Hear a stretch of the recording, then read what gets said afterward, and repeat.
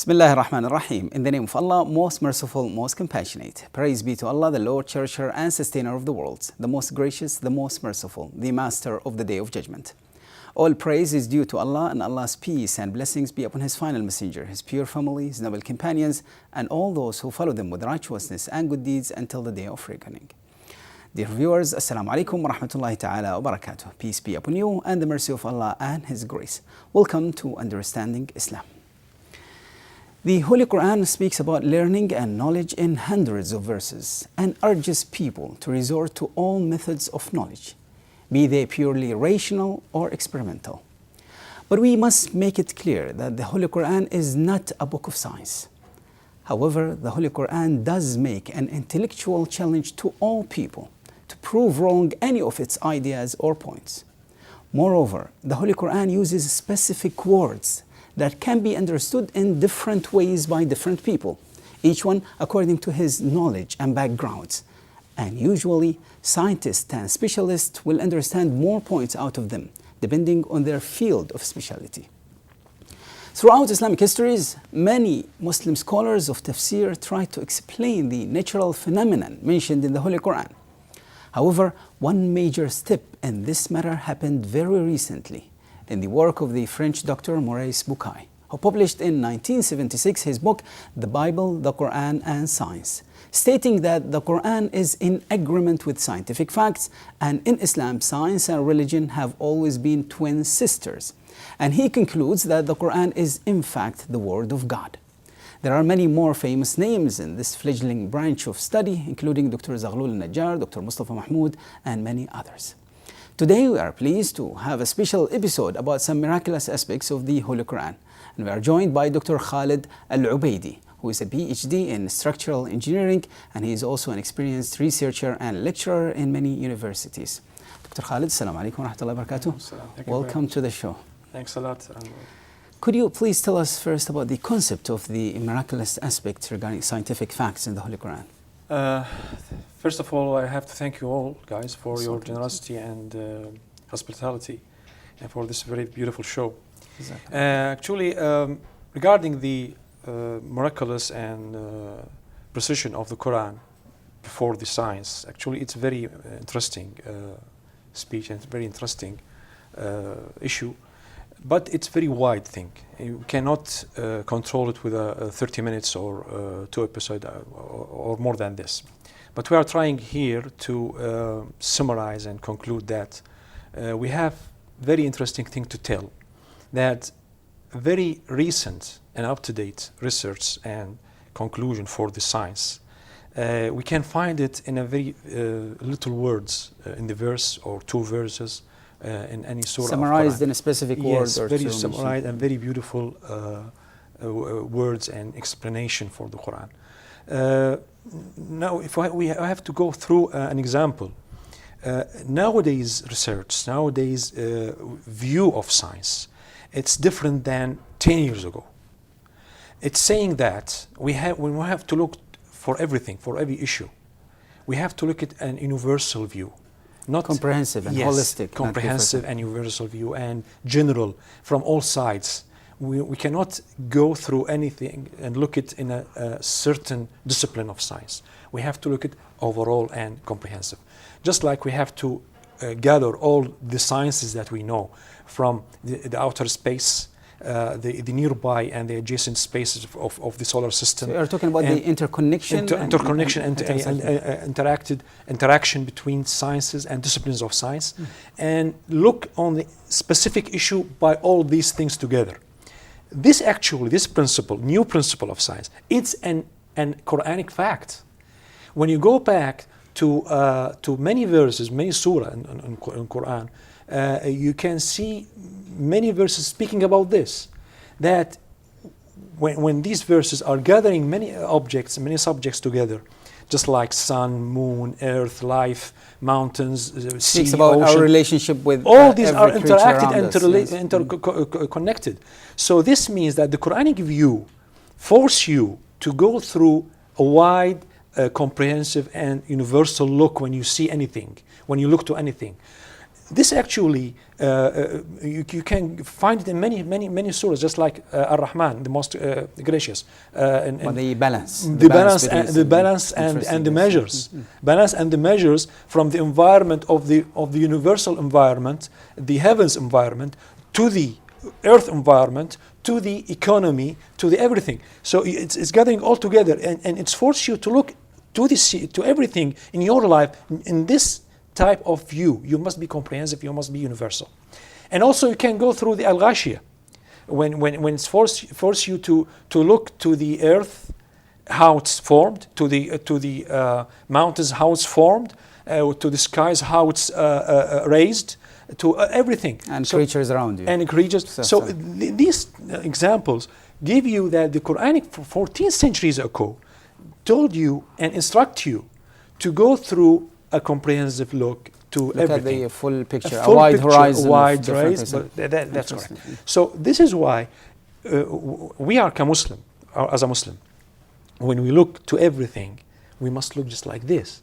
And we are very proud that our book, our holy book, Quran, give us such an examples before the conclusion of the very recent research nowadays told us to go through all these together. Interesting. And at the point that we are going to discuss in a little more detail will be about mountains. Why did you choose mountains? Actually, mountains and oceans. And this is a very, very beautiful thing that the recent research found. And this is what NASA is saying now. Oceans and mountains are the most dynamic structure and features of Earth, because it is related to everything. Our principle, just like I have told you previously, the new principle, the new view of science, everything related and affected by everything. So don't look separately. Look in all the sides, from all sides. So the mountains are taking everything from outer space, from the magnetic field, from the what we call space weather and heliophysics, from the sun, and from the adjacent planets, and from the moon effect of our planet. And all these things are affecting the magnetic field and the atmospheric, upper layers of atmosphere and lower layers. All these things are getting to what we call the giant or the big or the enormous engine of climate, the climate engine, which are powered by the mountains and the oceans and the wind for sure, affected by the heat and pressure. So this is why the mountains are very effective. It's related to geology, it's related to atmosphere, to outer space, to environment, to climate, to water, to our life, ecology. So all these things are affected by are interacted together, and the mountains are playing a dominant role, crucial role in all these things. So also in Quran, you find the mountains in many verses. It speaks about all these things, all these conclusions made by science after centuries of research. You will find it in the Quranic glimpses about them. Yes, in the verses of Quran, in many verses, it's telling you that the roles of mountains are playing a crucial role in our life, in environment, in climate, in so on, so whatever we have mentioned. So, in short, the most dynamic two forces on Earth are the oceans and the mountains, and both of them are actually interconnected and interactive. That's correct. This is a very recent research of nature and science, Scientific American, all these very interesting point, science series and science magazines. Interesting. We will continue, inshallah, our discussion after this short break. Thank you. Dear viewers, it's time now for a short break. If you have any questions, please get in touch with us via our email, understandislam@dmi.ae. You can also post your feedback on our Facebook page. Stay with us.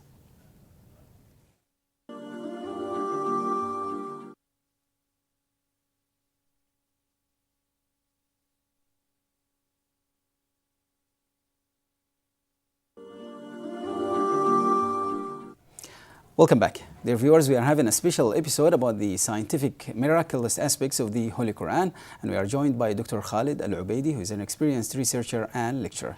Khalid, we are speaking about the dynamic of the mountains and its relationship with others. Could you tell us first about the creation of the mountains, how they were formed, and what the Holy Quran says about this? Yes. Actually, if we're going to speak about the creation of and formation of the mountain, we have to go back to the creation of the earth. It was a very violent story, since the nebula of our sun, of our star, the sun, and all these gases and cosmic dust in this nebula, and all these dynamics and movements to create those. It was very violent creation. From this very violent and very long story, we can go through the planets formation, and one of these planets are the Earth.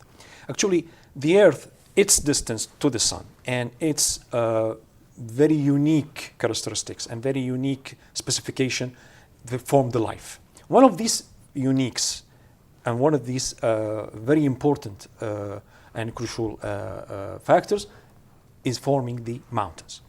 Actually, after this violent start and all these layers of the earth have been formed from the inner core, very solid inner core, iron core, and the outer core, which is less solid, more to plastic one, and then the what we call the mantle.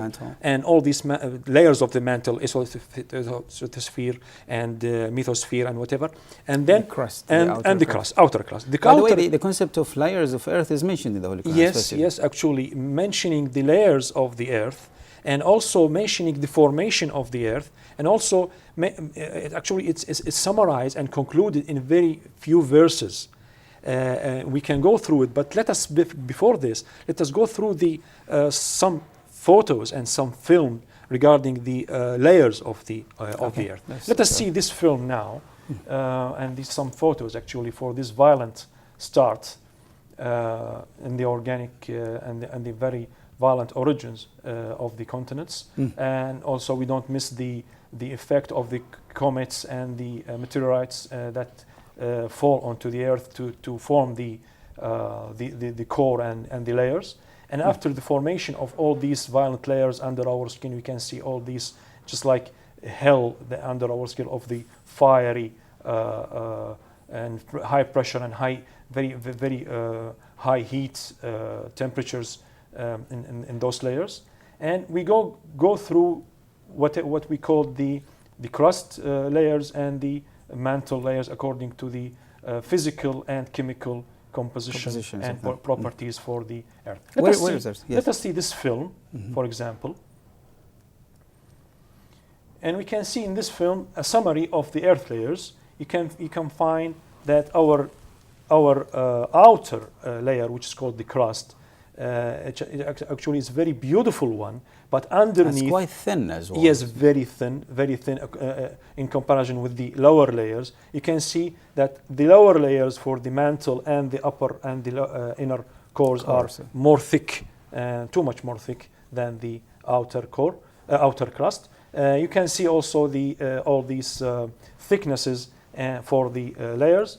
All these things are formed during a long period of violent processes. Where is this referred to in the Holy Quran? Yes, we can go after this film. We can go to the faults and plates formation.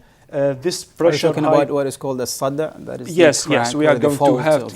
After because of this high pressure and very high temperatures down underneath, we have what we call the movement of this crust because of this high pressure from down from the under layers. We have forces and stresses that tectonic movements make some movement that will draft the continents away.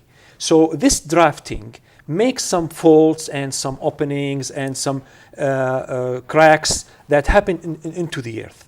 These cracks are mentioned in the Quran because we have some verses that telling us that the earth has a specific or specification of what we call al-sada, which is the splits and cracks or faults or cracks or whatever. So, and this tectonic motion actually happened throughout all these years to make the formation of landforms. And because of this movement, we have what we call formation of the mountains. Let us see this, another film here. And also this photo is very beautiful.